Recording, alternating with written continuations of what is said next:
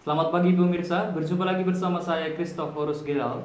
Dan saya Akilatun Nabila yang akan membahas seputar wabah penyakit mulut dan kuku atau yang biasa disebut PMK dalam acara General News. Pagi ini kita akan mengangkat suatu topik kesehatan yang hangat dibicarakan dalam kalangan masyarakat, yakni meningkatnya wabah PMK menjelang Hari Raya Idul Adha. Wabah PMK atau juga dikenal sebagai Foot and Mouth Disease atau FMD dan Aphthe epizooticae adalah penyakit hewan menular bersifat akut yang disebabkan oleh virus. Penyakit ini adalah penyakit hewan yang cepat menular serta menyerang hewan berkuku belah seperti sapi, kerbau, kambing, dan lain-lain.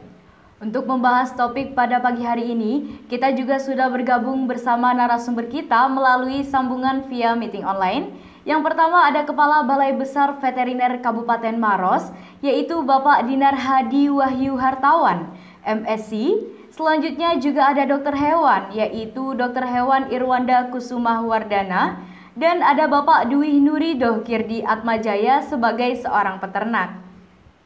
Tanpa berlama-lama lagi, mungkin para pendengar sudah tidak sabar untuk mendengarkan diskusi kita pagi ini. Yang pertama saya langsung beralih ke Bapak Dinar terlebih dahulu. Apa tanggapan Bapak jika banyak hewan ternak yang terkena wabah PMK? Karena kita tidak terlalu fokus dengan biosafety dan biosecurity di tingkat kandang, sehingga banyak sekali faktor-faktor yang meningkatkan peluang tertularnya dari satu hewan ke hewan yang lain. Baik Bapak, terima kasih atas jawaban yang telah diberikan. Langsung saja berikut ini ada penjelasan dari Dr. Irwanda mengenai tanda-tanda atau ciri hewan ternak yang terjangkit virus penyakit mulut dan kuku atau PMK. Mari kita simak penjelasan berikut ini. Jadi yang terjangkit itu biasanya ditandai dengan adanya leleran. Leleran yang keluar dari mulut. Itu awal mulanya dari situ. Jadi untuk ketika udah ada leleran biasanya segera lakukan pemberian vitamin dan mungkin juga kalau peternak ya, peternak tradisional memberikan jamu-jamuan, itu nggak ada masalah, nggak apa-apa. Baik dokter, terima kasih atas jawabannya. Tadi sudah dijelaskan mengenai apa saja tanda-tanda hewan yang terjangkit virus PMK agar kita bisa lebih waspada dalam mengantisipasi adanya wabah PMK ini di hewan ternak. Baik, selanjutnya kita akan mendengar penjelasan dari salah satu peternak hewan yang sudah terhubung dengan kami saat ini. Baik Bapak Rido, sebagai seorang peternak, kebanyakan wabah PMK ini disebabkan oleh apa? Kemudian apakah memang cara pemeliharaannya atau pengiriman hewan ternak dari luar? Sebenarnya kalau virus PMK ini kan kalau di Indonesia itu kan udah lama. Memang baru-baru ini merebak lagi dan siklusnya ini. Jadi yang pertama ini mungkin dari hewan, dari beberapa peternak atau mungkin dari sapi-sapi yang didatangkan dari luar negeri ataupun sapi impor, kita juga nggak tahu, mungkin dari situ. Baik Bapak Rido, terima kasih atas jawaban yang telah diberikan kepada kami. Para pendengar sekalian, kita akan break sejenak, tetapi kita masih membahas seputar wabah PMK terhadap hewan ternak. Untuk itu, tetap dengarkan kami di General News. 82.1 FM, The Best Youngster Radio. Halo para pendengar, kembali lagi di General News. Kita masih membahas wabah PMK di Indonesia. Langsung saja, kami akan memberikan pertanyaan lagi kepada Bapak Dinar. Melihat bahwa wabah PMK saat ini sangat meningkat menjelang Hari Raya Idul Adha, lalu apa antisipasi dari Balai Besar Veteriner Maros untuk menanggulangi hewan ternak yang terkena wabah PMK agar tidak menular pada hewan ternak lainnya?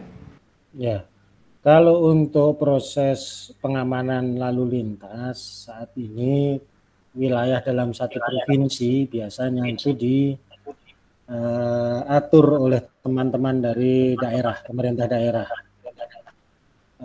Pintu-pintu yang ditetapkan oleh Menteri Pertanian itu menggunakan rujukan dari surat edaran Kepala Badan Karantina.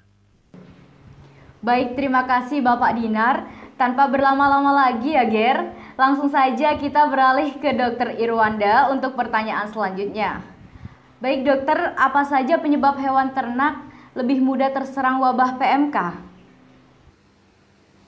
Ya, jadi karena PMK ini kan virus ya, penyebarannya lebih cepat. Dan apalagi untuk hewan-hewan seperti anak sapi di bawah umur 2 tahun itu lebih cepat karena daya imun tubuhnya tidak sekuat seperti sapi yang udah dewasa. Baik pendengar, saat ini kita akan bertanya lagi kepada Bapak Rido selaku perwakilan peternak yang sudah kami undang saat ini. Bapak Rido, saya ingin bertanya, bagaimana risiko jika banyak hewan ternak yang terdampak PMK, apalagi menjelang Idul Adha? Dan apakah harga jualnya justru akan menurun? Kalau kebutuhannya kurang, otomatis harganya kan melonjak gitu loh. Nah, kalau saya lihat sih ini kan dari seluruh Jawa Timur, pasar-pasar ini sudah ditutup semua gitu. Jadi para tengkulak atau pedagang yang dari luar daerah mau ke kulak ke daerah manapun itu nggak bisa. Nah, jadi kalau dilihat harga khususnya untuk sapi potong siap kurban ini bisa saya katakan lebih mahal. Oke para pendengar, itu tadi jawaban yang telah disampaikan oleh ketiga narasumber ini. Kita akan break sejenak. Untuk itu jangan kemana-mana, tetap bersama kami di General News 82.1 FM, The Best Youngster Radio. Halo para pendengar, kembali lagi dalam acara General News. Kali ini kita masuk dalam segmen terakhir untuk membahas wabah PMK di Indonesia bersama ketiga narasumber kita, yaitu ada Bapak Dinar, Dr. Irwanda, dan juga Bapak Rido. Baik, mungkin langsung saja kepada Bapak Dinar. Pertanyaan dari kami yaitu bagaimana proses pengiriman hewan ternak jika dilanda penyakit PMK? Apakah dihentikan atau tetap berjalan? Pedoman penanganan penyakit PMK biasanya pada saat awal pandemi itu ada istilahnya standstill. Nah, yang perlu dititik beratkan juga bahwa tidak pernah ada justifikasi untuk melegalisasi ternak yang sakit untuk dilalu lintaskan. Selama ada legitimasi bahwa ternak itu adalah sehat, mungkin akan diatur mekanismenya bagaimana untuk melalu lintaskan dari satu wilayah ke wilayah yang lain. Baik Bapak, selaku Kepala Balai Besar Veteriner Kabupaten Maros, terima kasih atas jawaban yang sudah diberikan dan kami juga berterima kasih sudah menyempatkan waktunya di acara General News untuk kami wawancarai soal wabah PMK di Indonesia. Baik Dr. Irwanda, pertanyaan terakhir dari saya, apakah penyakit PMK pada hewan ternak ini bisa disembuhkan? Ya, penyakit ini sebenarnya sangat bisa disembuhkan asal tidak telat dalam penanganan. Kalau telat dalam penanganan sangat cepat ya menimbulkan kematian, apalagi untuk anak sapi umur 2 tahun ke bawah itu sangat cepat sekali. Untuk pengobatan sebenarnya tergantung kesiapan atau kesigapan peternak. Baik dokter, terima kasih atas jawaban yang telah diberikan. Dan kami juga berterima kasih sudah menyempatkan waktunya di acara General News untuk kami wawancara soal wabah PMK di Indonesia. Baik Pak Rido, saya ingin memberikan pertanyaan terakhir buat Bapak, yaitu apakah ancaman bagi peternak sendiri jika hewan ternak terkena wabah PMK? Para peternak itu kan apa sih namanya itu kalau dibilang itu takut bila nanti ternaknya ini nggak laku dijual, akhirnya mereka jual murah gitu loh. Jadi dari situ banyak sapi yang mati juga gitu loh.